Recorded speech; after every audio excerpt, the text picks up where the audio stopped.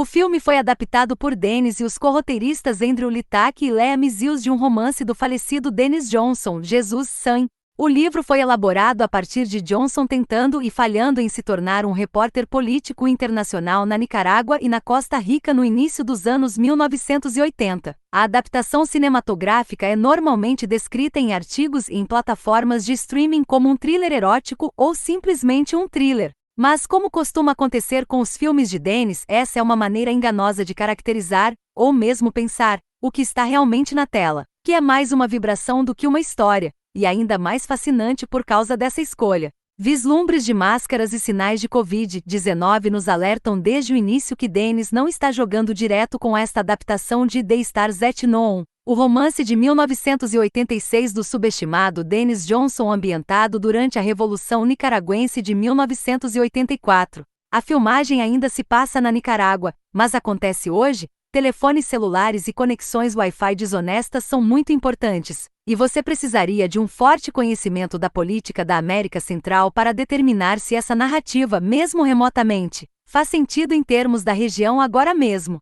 Talvez porque os escritores não tenham sido capazes de reimaginar a história até os ossos, Stars at Noon nunca parece credivelmente contemporâneo, demonstrando mais em comum com os thrillers dos anos 80 sobre estrangeiros envolvidos em intrigas políticas, como Under Fire ou The Year of Vivendo Perigosamente. Isso seria uma coisa boa se embalasse algum calor ou tensão. Ambos os filmes centravam-se em jornalistas de língua inglesa entrando em apuros ao tentar relatar a turbulência de regimes corruptos. A protagonista de Dennis, Trish Johnson, Qualley, tem credenciais de imprensa duvidosas, mas embora ela tenha tentado vender histórias sobre sequestros políticos e interferência eleitoral, seu contato com o editor da revista americana, John C.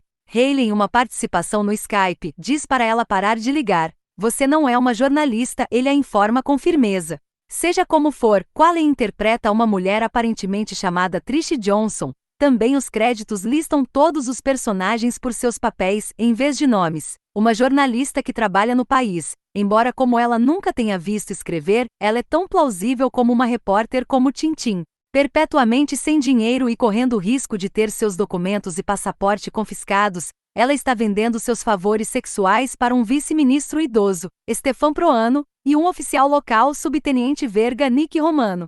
Uma noite no bar de um hotel consideravelmente mais elegante do que suas próprias escavações decadentes, ela conhece um inglês de terno branco de fala mansa, aparentemente chamado Daniel de Heaven Joe Alvin, que está na cidade com uma delegação de um grupo internacional. Companhia de óleo. É ancorado por uma performance discreta e honesta de Qualley, que interpreta a heroína Trish, uma escritora de 20 e poucos anos. Trish se descreve como jornalista, mas aparentemente não vende um artigo há muito tempo, provavelmente porque sua última venda foi sobre sequestros e enforcamentos politicamente motivados na Nicarágua relacionados a tensões com a Costa Rica. A indústria do jornalismo convencional na América não é muito interessado em histórias como essa, e quase nunca foi. Ela vende seu corpo por dinheiro e, em um caso, tratamento favorável de uma autoridade, e trata seu bairro como uma série de oportunidades ao ar livre, servindo-se de frascos de shampoo do banheiro de um homem com quem ela acabou de dormir, alternando entre sua acomodação de luxo no Intercontinental e suas escavações mais modestas em um hotel de mergulho. Trish e Daniel trepam, bebem cervejas e ficam mutuamente intoxicados. Aparições esquisitas ao contrário. Trish é afiada o suficiente para identificar o suposto parceiro de negócios de Daniel, Danny Ramirez, como um policial costarriquenho obscuro, o que significa que o britânico talvez não seja o que parece. À medida que as ameaças começam a se aproximar deles, eles fogem da cidade em um carro roubado e tentam cruzar a fronteira para Costa Rica, mas um americano, Benny Safdie Miscast desperdiçado, cujo conhecimento detalhado de ambos o identifica como Cia, entra em o caminho de seu plano de fuga. Um de seus encontros é com um jovem britânico bonito e bem vestido, conhecido apenas como Dan Gliman no livro de origem, mas chamado Daniel aqui. Ela estala com ele mais do que esperava, considerando que o conheceu em um bar de hotel uma hora antes de fechar e se ofereceu para ir ao quarto dele porque precisava de dinheiro e queria bebidas e companhia grátis.